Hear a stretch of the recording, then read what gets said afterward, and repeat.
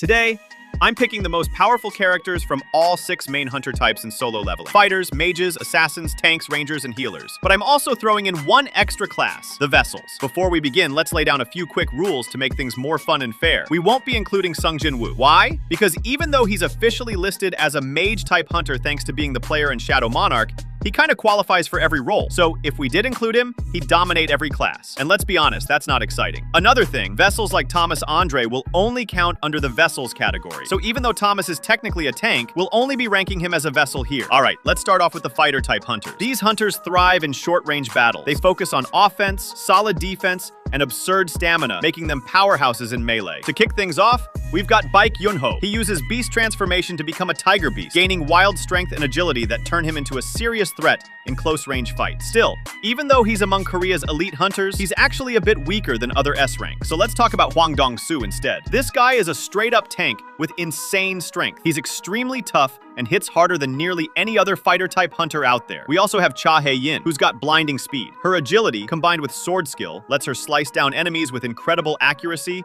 and lightning-fast strikes. And let's not forget her ultimate skill, Sword Dance. This move pushes her attack rate even higher, giving her fluid, dance-like strikes that make her one of the top S-rank hunters alive. So is it Cha or Dong-soo who takes the fighter crown? Actually, neither of them does. That honor belongs to Goto Ryuji, the most powerful hunter in all of Japan. Like Cha, Goto is extremely fast. But what's terrifying is his mix of speed and sheer force. He actually managed to cut Jinwoo's skin using just his bare hands, which is insane. Honestly, there's an argument to be made that Goto may be the strongest human in the series. So yeah, Goto Ryuji officially wins as the top fighter class hunter. Moving on to the mage class. Mage-type hunters are extremely flexible, with magic that includes elements, curses, or summons. Most of their powers hit from a distance, making them ideal for wiping out threats from afar. And the 3 biggest mage hunters are Choi Jong-in, Kei, and Yuri Orlov. Let's begin with Choi. Choi is Korea's most powerful mage and a fire magic expert. His flames are incredibly destructive. He can burn down entire legions of monsters and reshape flames into precise weapons. Even though he's called the ultimate hunter,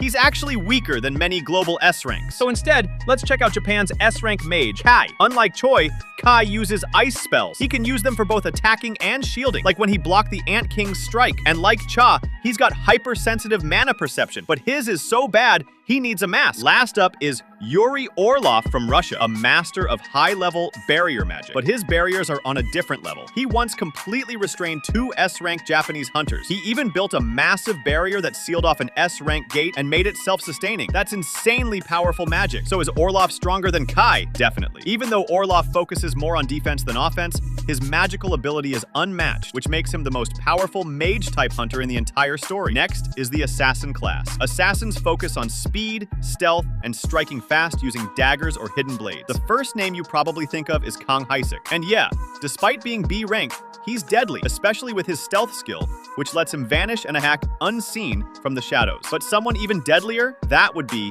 Ippei Izawa, the S-rank assassin from Japan. I wish I could talk more about his abilities, but sadly, we never get to see him in action. So how can we rank him? Well, since he's the only known S-rank assassin, that alone puts him on top. All right, let's now look at the tank class. Tanks are like walking shields, made to soak up hits. They wear thick armor, use big shields, and are built to take damage so their team doesn't have to. And while I'd love to say the best tank is Eugene-ho, the truth is he's just not strong enough. So let's move on to 2A rank tanks, Kim Chul and Sun Ki-hoon from the White Tiger Guild. These two couldn't be more different. Kim was selfish, while Ki-hoon was a dependable leader. But when it comes to raw power, Kim was the stronger one between them. He was even lined up to join the White Tiger Guild's elite strike team before he died. But we don't need to pick Kim because the real strongest tank is clearly Ma Dong-wook. This Korean S-rank tank isn't just sturdy, his durability is among the best in the story. He can survive brutal injuries, even near-death hits, and still keep fighting. What makes him stand out even more is his ability to enlarge himself in combat. He literally doubles in size during fights, but it makes him stronger and even more durable. So yeah, Ma Dong-wook takes the top spot for tanks. Let's move on to the ranger class. Rangers are long-distance attackers, using bows or crossbows to support their teams from range. They're great at sniping threats and helping cover blind spots during raids. But picking the top ranger is actually super easy. Okay, I lied. There's only one known ranger, and that's Lim Taegyu from Korea. But don't think he's weak just because he's the only one. We've seen how dangerous he is. Taegyu is a top-tier archer who lands critical hits with insane accuracy. He also forms magic arrows instantly that can pierce the Ant Queen's skin and tear down buildings. So yeah, even though he's the only ranger, he's still a monster in his own right. Now let's talk about the last class before vessels, the healers. Pretty obvious what healers do, right? Yep, they heal injured teammates, but they also cast support spells that boost speed, strength, and durability in battle. The first healer you probably think of is Lee Ju-hee. She's the reason Jinwoo survived early raids when he was the weakest hunter alive. To be fair, Ju-hee was a strong B-rank healer who even used buff magic like haste. We saw her use it on Jinwoo when he fought Kang Tae-sik. But in truth, Ju-hee's nowhere near the strongest healer out there. Instead, let's talk about two S-rank healers, Min Byung-gyu and Akari Shimizu. Since we never saw Akari use healing magic, and they're the same rank, Byung-gyu wins. Byung-gyu pulled off miracle-level healing more than once. He instantly cured Yunho and Dongwook from the Ant Queen's poison. He even regrew limbs in seconds and fully healed Cha when she was almost dead. And if healing Cha doesn't sound that crazy, even Jinwoo's potions couldn't fix her. But there's still one more, the 5th national level hunter. There are 5 national level hunters, and while we know little about the 5th one, we do know that he's a healer. And considering how powerful the other 4 are, he's likely the world's strongest healer. But since we have no details, we have to name Min Byung-gyu as the strongest confirmed healer. Alright, we've finally arrived at the Vessels class. Reminder, we're not counting Jinwoo here. So what are Vessels, exactly? They're hunters who serve as hosts for the rulers. The rulers are divine warriors created by the Absolute Being, but they need hosts to appear. They're so powerful that they can't enter our world without a suitable human vessel. Now that that's clear,